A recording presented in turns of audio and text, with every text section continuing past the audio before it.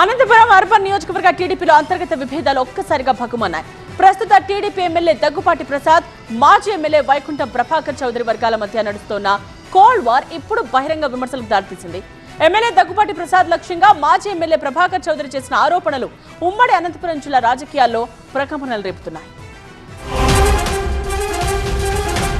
Anantapuram urban నియోజకవర్గంలో TDP నేతల మధ్య విభేదాలు భగ్గుమన్నాయి. టీడీపీ ఎమ్మెల్యే దగ్గుపాటి ప్రసాద్ పై మాజీ ఎమ్మెల్యే ప్రభాకర్ చౌదరి అధిష్టానానికి ఫిర్యాదు చేయడంతో వారి మధ్య విభేదాలు మరోసారి తెరపైకొచ్చాయి. అంతేకాదు, దగ్గుపాటి ప్రసాద్ పై ప్రభాకర్ చౌదరి తీవ్ర ఆరోపణలు చేయడం పొలిటికల్ కాకరేపుతోంది.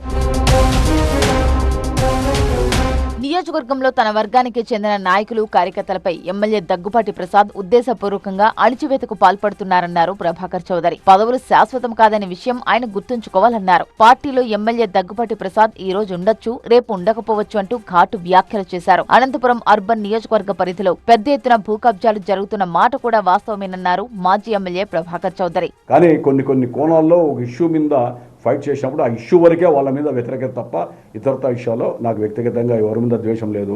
ఆయన కోసం పార్టీ ఉండదు. దగ్గుపాటి ఈరోజు ఉంటాడు, రేపు ఇంకొకరు వస్తారు, లేదా నేను ఉండొచ్చు, ఇంకొకరు పోవచ్చు. కానీ వ్యవస్థ కుళ్ళిపోతే, సమాజం చెడిపోతే ఏ పార్టీకైనా మనుగడ కష్టమవుతుంది.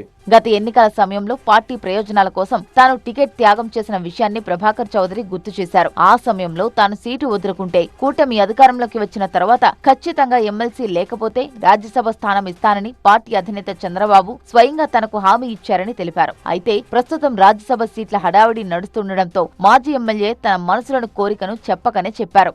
మొన్న ఎన్నికల్లో నాకు టికెట్ ఇవ్వనప్పుడు చంద్రబాబు నాయుడు గారు నన్ను పిలిపించి, లేదు కొన్ని కారణాల వల్ల ఇవ్వలేకపోయాం, ఒక అధినాయకుడిగా ఆయనకు సంబంధించినటువంటి ఆ విషయాన్ని పూర్తిగా వివరించాడు. ఆయన ఒక మాట ఇచ్చాడు, నేను నిన్ను తప్పకుండా పార్టీ గుర్తిస్తాం, శాసనమండలి సభ్యుడిగాను లేదా రాజ్యసభను ఏదో ఒకటి చట్టసభలోకి నేను తీసుకుపోతానటువంటిది భరోసా ఇచ్చింది మాత్రం వాస్తవమే. ఆయనే నేను అడగకుండానే జాతీయ ప్రధాన కార్యదర్శిగా చంద్రబాబు నాయుడు గారు ప్రకటించారు. తర్వాత ఎన్నికలు వచ్చాయి. ఎన్నికల్లో నా వంతు పాత్ర ఏం చేశానో అందరికీ కూడా తెలుసు. తర్వాత నారా లోకేష్ గారు కార్యక్రమానికి హాజరు కాలేదు. 100% కరెక్టే. నాకు వ్యక్తిగత కారణాల వల్ల పోలేకపోయిండొచ్చు. టీడీపీని వీడుతారు అన్న ప్రచారంపైన స్పందించారు ప్రభాకర్ చౌదరి. తాను టీడీపీలోనే కొనసాగుతానన్నారు. వ్యక్తిగత కారణాలతో లోకేష్ అనంతపురం పర్యటనకు హాజరు కాలేదన్నారు. ఎమ్మెల్యే దగ్గుపాటి ప్రసాద్ అరాచకాలపై టీడీపీ అధిష్టానానికి ఫిర్యాదు చేశానన్నారు ప్రభాకర్ చౌదరి. నేను తెలుగుదేశం పార్టీ వీడాలనే ఆలోచనలో లేను. తెలుగుదేశం పార్టీకే కాదు, రాజకీయాల్లోనే ఉండాలా లేదా అని ఆలోచనప్పుడు తప్పకుండా మీ అందరూ కూడా పిలిచి నా అభిప్రాయాన్ని వ్యక్తపరుస్తా, దాంట్లో అనుమానం లేదు. నేను తెలుగుదేశం పార్టీలో 100 రూపాయల కార్యకర్తను కాబట్టి నాకు ఏదైనా పార్టీ బాధ్యత ఈ రోజు ఇచ్చినా, రేపు ఇచ్చినా, గతంలో ఇచ్చినా కూడా త్రికరణ శుద్ధిగా పనిచేసా, భవిష్యత్తు కూడా పనిచేస్తా.